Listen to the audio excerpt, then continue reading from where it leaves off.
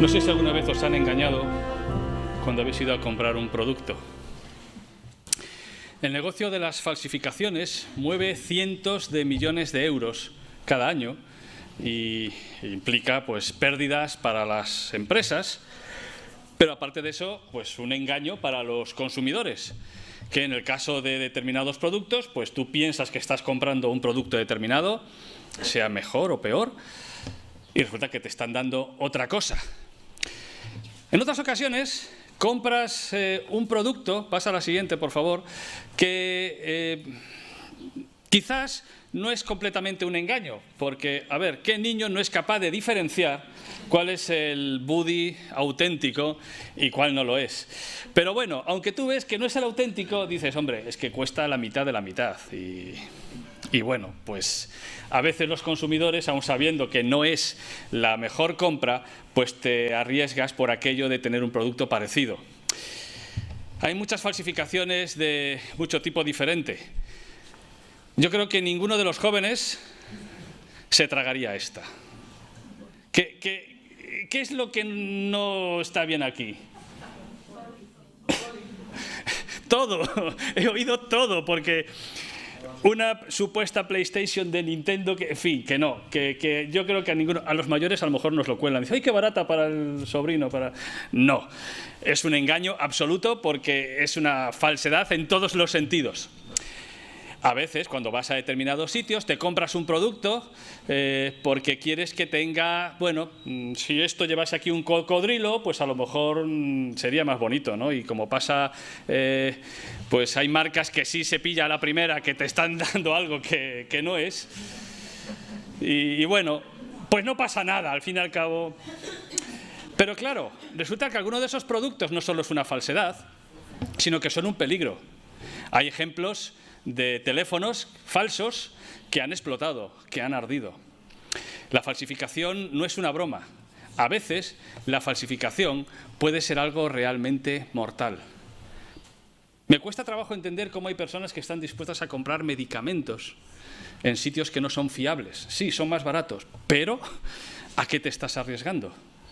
En nuestro país sabemos lo que ha ocurrido cuando se han comprado mascarillas falsas, que hacía falta tener la protección y se han comprado cosas que ni protegían, estafaban y que eran un auténtico peligro para todos los consumidores.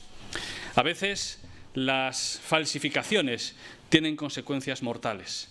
Y si lo tienen en el mercado, en la salud, lo tienen todavía mucho más cuando hablamos de falsificación de la fe. Cuando falsificamos la espiritualidad con algo que no es real, se convierte en un engaño tóxico con consecuencias dramáticas.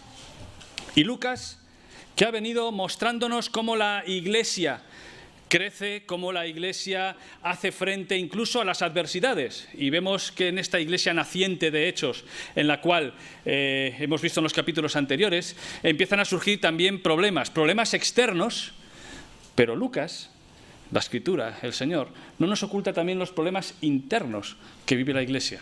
Y vamos a ver cómo hay también ataques desde dentro que intentan falsificar y distorsionar el mensaje del verdadero Evangelio. Estamos en Lucas capítulo 4. Lucas 4, versículo 32. Si me acompañáis en la lectura, vemos que en estos momentos la multitud de los que habían creído era de un corazón y un alma. Ninguno decía ser suyo propio nada de lo que poseía, sino que tenían todas las cosas en común. Y con gran poder los apóstoles daban testimonio de la resurrección del Señor Jesús, y abundante gracia era sobre todos ellos. Así que no había entre ellos ningún necesitado, porque todos los que poseían heredades o casas las vendían, y traían el producto de lo vendido y lo ponían a los pies de los apóstoles, y se repartía a cada uno según su necesidad.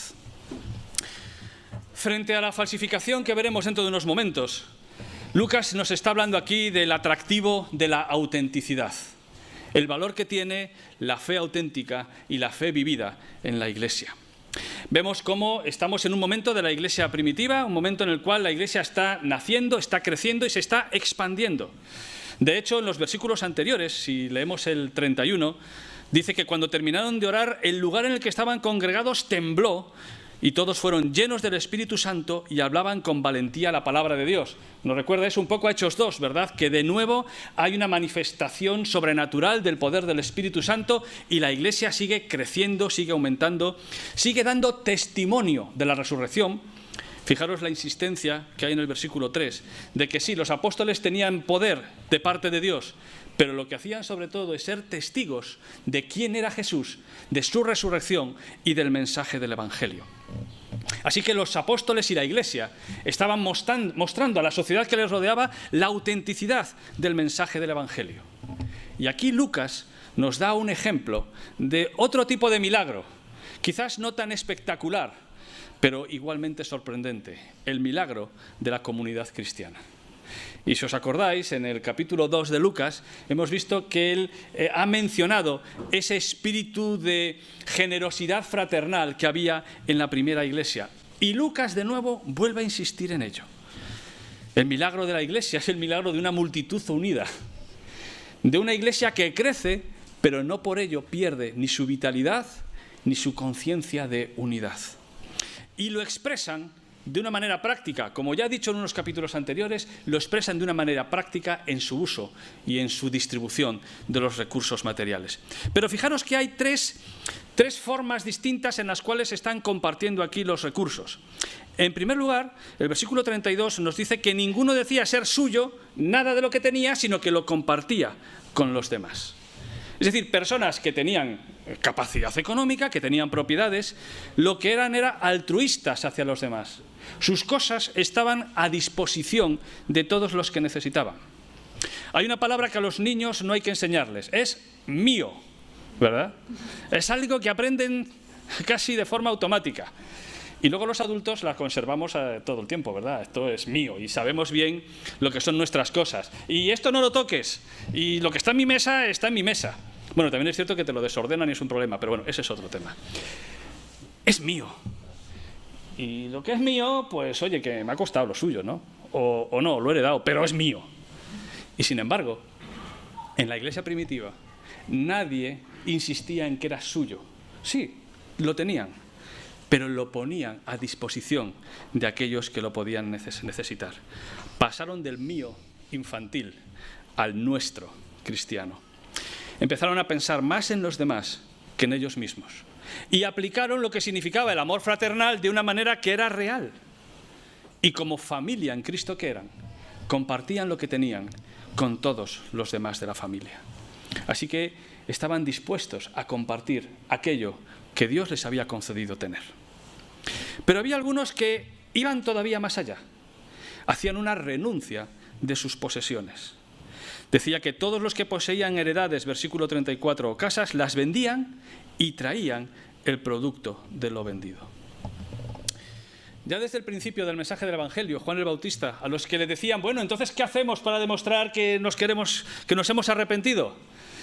Juan el Bautista fue muy directo, el que tenga 2 capas, que comparta, y el que tenga de comer, que dé al que no tiene. Ese arrepentimiento y esa fe tenía que evidenciarse en actos de generosidad reales. Mejor quedarte con una capa que tener 2. Y vemos que en la iglesia primitiva estaban dispuestos a eso. Y si recordáis, cuando hablamos hace un par de semanas, mencionábamos que eso no tiene nada que ver con el concepto de comunismo cristiano, porque aquí no hay expropiación de los bienes, ni hay prohibición de la propiedad privada. Lo que hay es una generosidad voluntaria y fraternal.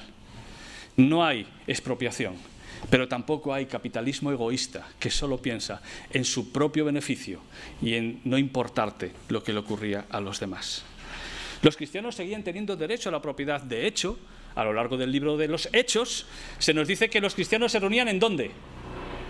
En casas. Es decir, no habían dejado de tener casas. No vivían en una comuna hippie con tiendas de campaña. Seguían teniendo casas y se las mantenían y las abrían y las compartían. Pero si alguien tenía de más, estaba dispuesto a renunciar a ellas para compartirlo con todos los que tenían necesidad. El Evangelio no obliga, pero el amor de Dios te impulsa a ser generoso. El propio texto, dentro de unos versículos, vamos a leer cómo Pedro, cuando va a reconvenir a uno que intenta engañar, le dice, versículo 5, 4, reteniéndola, ¿no te quedaba a ti y vendida no estaba en tu poder? Es decir, era tuyo. Nadie te obligaba a venderlo. No había ninguna norma que te impidiera tener propiedades. Pero sí, el amor de Dios te debe impulsar a ser capaz de compartir. La iglesia inicial, en ese entusiasmo, mostraba un amor extravagante, radical, como el del propio Jesús. Ya conocéis cuál fue la generosidad de nuestro Señor Jesucristo. Siendo rico, como era, se hizo pobre por vosotros para enriqueceros con su pobreza. Dice Pablo en 2 Corintios 8:9. Así que sí, compartían lo que tenían, pero también estaban dispuestos a desprenderse de cosas por amor y por beneficio de todos los demás. Pero nos dicen que con eso que vendían, lo ponían a los pies de los apóstoles, versículo 35, y se repartía a cada uno según su necesidad. Es decir, había una distribución proporcional, era algo equitativo. Se tenía en cuenta la realidad de la comunidad a la que pertenecían y se repartía de una manera proporcional y adecuada a las necesidades de cada uno, a las necesidades conocidas que había en la congregación. La consecuencia, el versículo 34, nos dice que entonces no había ningún necesitado entre ellos, de momento. Porque pasado el tiempo, en el propio libro de los Hechos, vamos a ver cómo esa iglesia pasó un momento de necesidad. ¿Y sabéis lo que hicieron los cristianos de los demás lugares del imperio? Decirle, bueno, como habéis vendido todo. No. Lo que hicieron fue recoger una colecta en las iglesias que los apóstoles habían fundado y de forma voluntaria otras iglesias enviaron dinero para que los hermanos de Jerusalén pudieran sobrevivir a los estragos que la persecución y la crisis y la destrucción de Jerusalén posterior había provocado en esta iglesia inicial. Claro, la distribución era algo que se iba haciendo cada vez más complejo, la iglesia crecía, las necesidades aumentaban, la generosidad también, que como veremos en el capítulo 6, a los apóstoles esto les sobrepasó. Y tuvieron que buscar la manera de atender estas necesidades, sin desatender también las otras necesidades espirituales de la iglesia. Pero eso fue un problema generado por la generosidad y el amor de los hermanos hacia los demás. Claro, cuando leemos estas cosas, decimos, bueno, para el siglo I está bien, ¿no? Para Jerusalén, pues el Espíritu Santo les impulsó, pues estupendo. Quizás pensamos que es algo irrealizable, que es una utopía inalcanzable y que ni siquiera nos tenemos que preocupar por ello.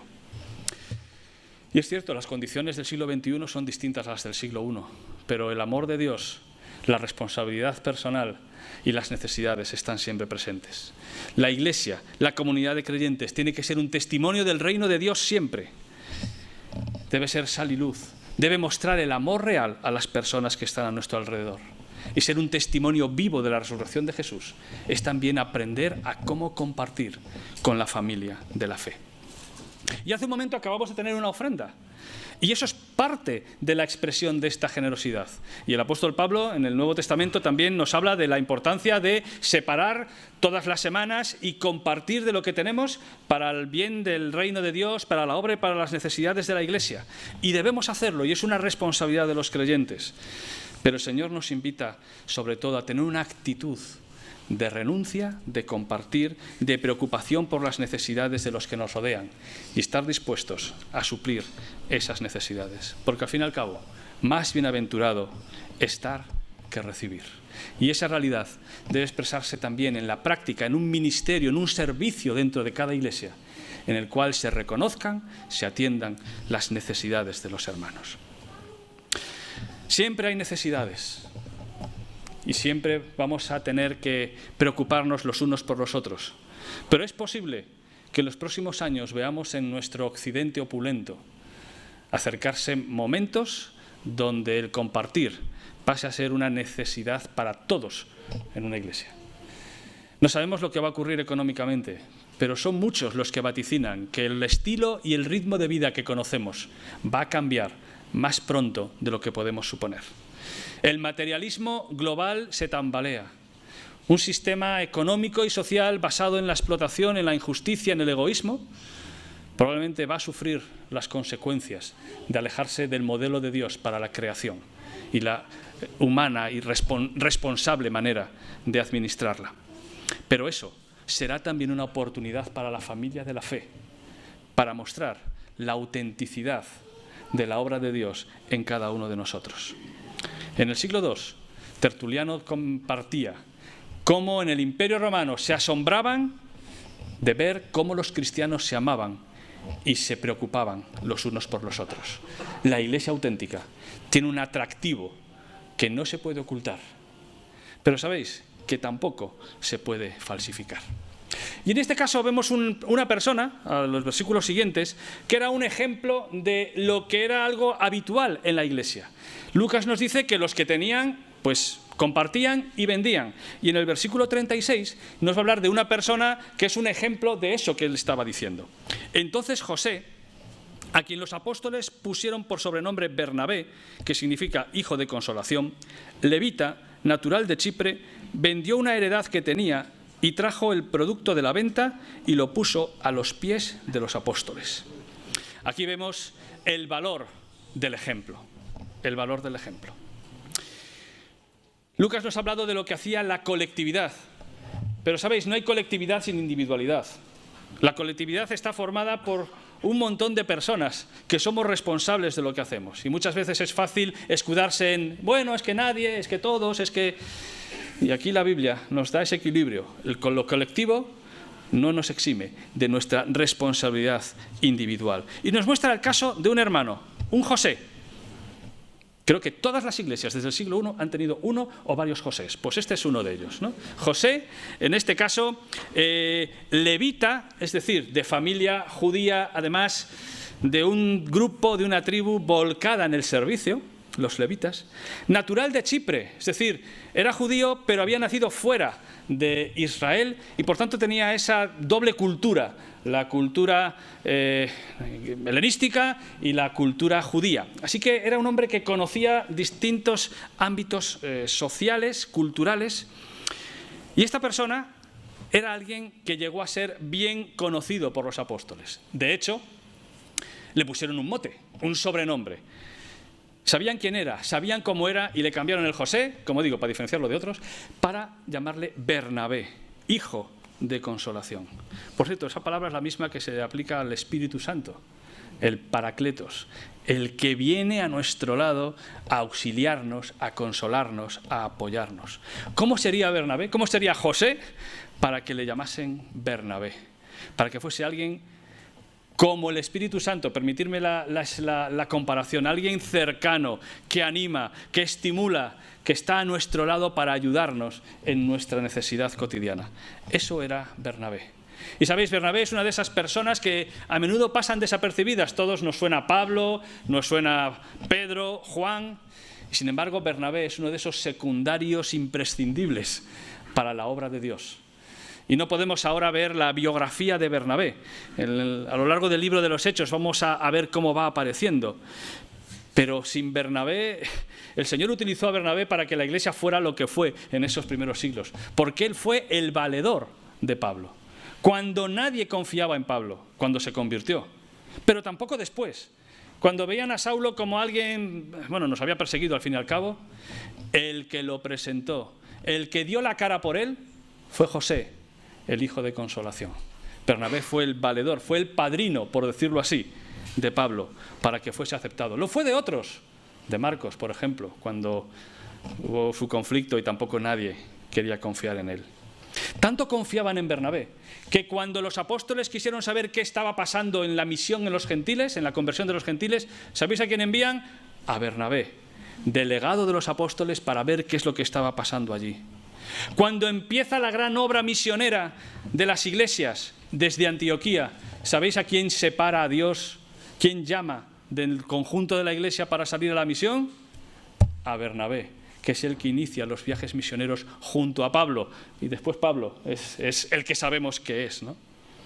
Y cuando llega el momento de la discusión de lo que estaba ocurriendo, de esa conversión de los gentiles y esa tensión entre lo judaico y lo universal en el cristianismo, uno de los que está ahí para defender la visión universal del Evangelio, ya sabéis quién es, ¿verdad? Bernabé. Así que os invito a que, si nunca habéis investigado un poco sobre este personaje, pues que con la ayuda de una concordancia, un diccionario bíblico, busquéis información sobre esta persona, que demostró que su corazón volcado hacia los demás se expresaba de una manera práctica. Probablemente era un hombre acomodado, pero ¿a quién le sobra una granja? Pues Bernabé decidió que una de las granjas, porque es una hacienda lo que tenía, pues estuvo dispuesto a renunciar a ella, ponerlo a la venta. Quizás estaba en su ciudad natal como parte de la herencia que hubiese recibido, no lo sabemos, pero lo que sí sabemos es que estuvo dispuesto a renunciar a ello para poder dar ese dinero en beneficio de los hermanos. Renunció además de una manera integral, trajo el valor completo de lo que había vendido. Él donó eso para la iglesia y ese dinero lo entregó con plena confianza en las manos de los apóstoles. No pidió ser él ahora el administrador. Bueno, ya que os doy tal cantidad, podré influir en... No. Él no hace eso. Él coge eso y lo pone en manos de los apóstoles, que son los responsables de distribuirlo. Ay, ¿cuántos Bernabés necesitaríamos? ¿Te gustaría ser un Bernabé? ¿Te gustaría ser alguien conocido por su cercanía, por ser alguien de ánimo? Sabéis, en nuestra iglesia hay Bernabés. No os voy a decir quiénes, pero hay Bernabés. Hay personas que son de ánimo.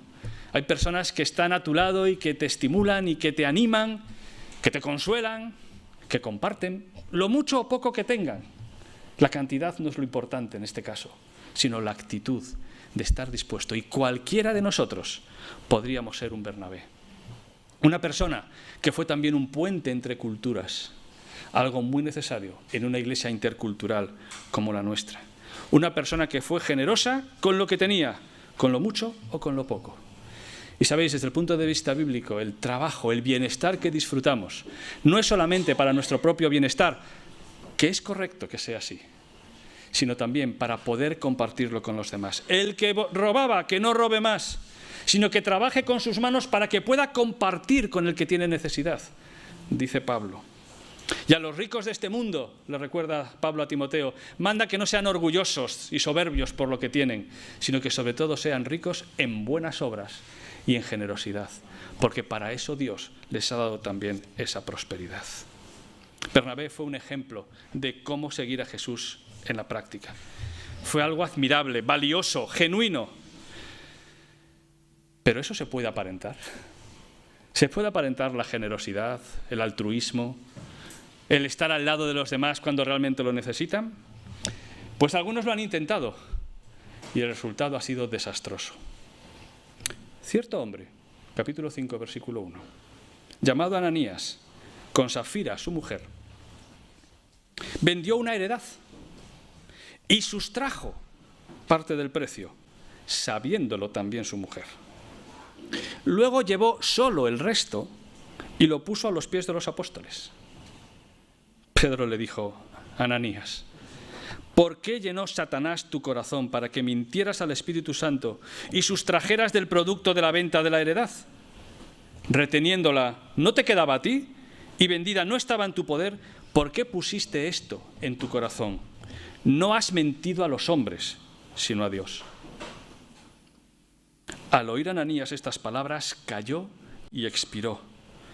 Y sobrevino un gran temor sobre todos los que lo oyeron. Entonces se levantaron los jóvenes, lo envolvieron, lo sacaron y lo sepultaron. Pasado un lapso como de 3 horas, sucedió que entró su mujer sin saber lo que había acontecido. Entonces Pedro le dijo: dime, ¿vendisteis en tanto la heredad? Y dijo: sí, en tanto. Pedro le dijo: ¿por qué convinisteis en tentar al Espíritu del Señor? He aquí a la puerta los pies de los que han sepultado a tu marido, y te sacarán a ti. Al instante ella cayó a los pies de él y expiró. Cuando entraron los jóvenes, la hallaron muerta. La sacaron y la sepultaron junto a su marido. Y sobrevino gran temor sobre toda la iglesia y sobre todos los que oyeron estas cosas. El contraste es sobrecogedor, ¿verdad? Y Lucas, magistralmente, nos introduce en un contraejemplo, un ejemplo negativo, trágico. la tragedia de la falsificación y de cómo el enemigo de la Iglesia, fijaros el personaje que se menciona que interviene aquí, cómo el enemigo de la Iglesia va a intentar destruir la Iglesia desde dentro. En estos versículos que creo que se explican por sí mismos, vemos un engaño que es puesto al descubierto. Este era un matrimonio bien avenido, pero para lo malo. Tenían armonía para engañar. Fue algo deliberado, algo que hicieron, no sabemos si quizás deslumbrados por la generosidad de la Iglesia, sorprendidos de lo bien que se valoraba a los que mostraban esa generosidad con los demás. Ellos querían disfrutar de ese prestigio, pero sin asumir el precio real de lo que implicaba. Fijaros que hay muchos silencios en este pasaje.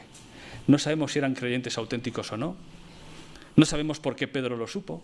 Ni siquiera sabemos por qué murieron exactamente. No se nos dice quién. Pero en su simplicidad, el pasaje nos apela de una manera dramática. Incluso Lucas nos da un apunte. Bernabé vendió una granja, una hacienda.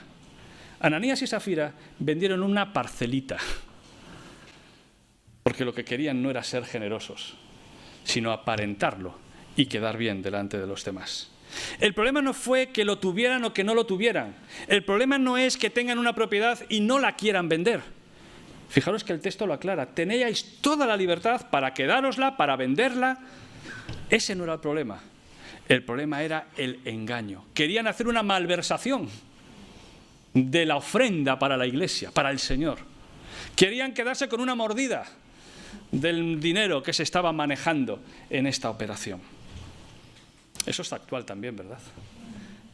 Desgraciadamente en nuestros países, en nuestras sociedades. En el fondo es el peligro de la falsa religiosidad. El tener una fe fingida, el que quieres aparentar lo que no eres, el que quieres ver que los demás te miren y te alaben por cómo te expresas, por cómo oras, por cómo vistes o por cómo parece que eres generoso con los demás. Es una fe falsa, es una fe fingida. Y sabéis, Jesús tuvo palabras muy duras, no para los pecadores, para los que tenía gesto de misericordia, sino para aquellos que creyéndose ser justos eran unos hipócritas y arrastraban a los demás en esa hipocresía. Con ellos tuvo Jesús las palabras más duras, no con los que les costaba creer, sino con los que decían creer y vivían de una forma totalmente hipócrita. Qué peligroso es confundir el cristianismo con meros actos externos de piedad, cuando el Señor nos habla de un corazón transformado que se expresa en realidad. La consecuencia fue trágica, porque lo que estaban haciendo era desafiar a Dios mismo, no estaban engañando a los apóstoles, estaban engañando al mismo Dios. Por cierto, en este texto se nos dice que mentir al Espíritu Santo es mentir a Dios. Es un texto más de esos que nos prueban la doctrina de la Trinidad para los creyentes. Ananías y Safira habían perdido la reverencia que Dios merece. Y el autor de Hebreos nos recuerda que recibiendo nosotros un reino inconmovible, tengamos gratitud y mediante ella sirvamos a Dios agradándole con temor y reverencia, porque nuestro Dios es fuego consumidor. Ellos habían perdido la reverencia a Dios y pensaron que podían burlarse del mismo Dios. Cuando vemos el juicio que sufren puede parecernos desproporcionado, pero es que lo que estaban haciendo no era un simple mal uso del dinero, no era solo un problema de egoísmo, era tentar y desafiar a Dios mismo. Y algunos muestran que puede haber un paralelo entre la historia de Acán en Josué 6 y 7, en el naciente pueblo de Dios conquistando Israel, donde también hubo juicio de Dios sobre aquel que se quedó con lo que no debía. Y este juicio en el momento también naciente de la Iglesia. Fijaros que no se nos dice exactamente por qué mueren. No es Pedro el que lo hace, ni siquiera se nos menciona que sea Dios. Esta semana trágica, especialmente en Estados Unidos, hemos visto esa noticia de lo que ha ocurrido, ¿verdad?, una vez más en un colegio. Pero no sé si os enterasteis que el marido de una de las profesoras literalmente se le rompió el corazón de pena y murió. Y del estrés que produce una noticia de este tipo, el corazón humano puede sufrir hasta tal punto de morir. Podría ser un caso natural Pero Pedro sabía lo que estaba sucediendo y lo que iba a suceder. En todo caso, estas personas sufren las consecuencias de haber desafiado a Dios. Y además cada uno es responsable de sí mismo, otro principio importante. Pedro se asegura y le da la oportunidad incluso a Safira de ver si simplemente había sido arrastrada por su marido o ella insistía también en ser responsable. Y lo fue y sufrió las consecuencias. Aquí no hubo ejecución humana. Ninguna inquisición en nombre de Dios puede perseguir a aquel que cometa ningún tipo de pecado. Pero Dios es el Dios que juzga cuando considera conveniente a aquellos que se atreven a burlarse de Él. ¿No sabéis que un poco de levadura fermenta toda la masa? La salud de la iglesia naciente estaba en peligro. Una iglesia que en lugar de mostrar una fe auténtica se convirtiese en un nido de hipócritas, aparentando ser lo que no eran. Y el Señor intervino de una manera radical para que todos fueran conscientes de que la iglesia era el mejor lugar en el que estar, pero que de Dios nadie se burla. Todo lo que el hombre siembre, eso también segará. Y todos temieron cuando vieron eso.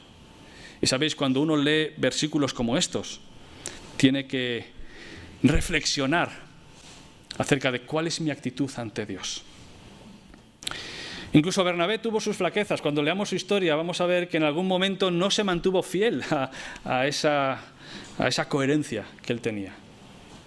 El Señor no exige de nosotros una perfección imposible en nuestra vida cotidiana. Nos invita a un seguimiento responsable y a una autenticidad de nuestra fe.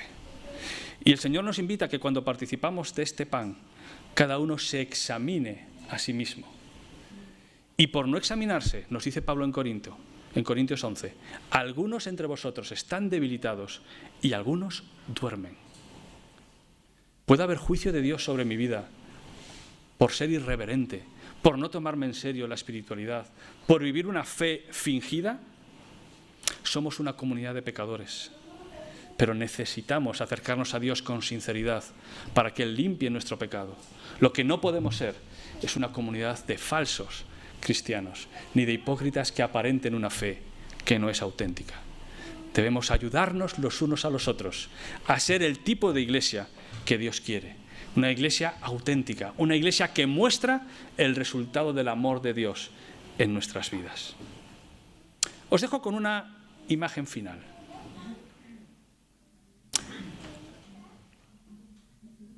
Cuando uno prueba el jamón ibérico, vamos, no te cuelan el serrano ni de broma, ¿verdad?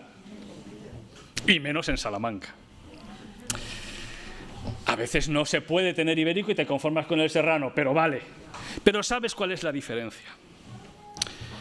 Sí, hay falsificaciones que quizás son irrelevantes, pero qué importante es que nuestra fe sea auténtica. ¿Quién eres tú en esta historia? En esta historia que el Señor nos presenta a través de Lucas.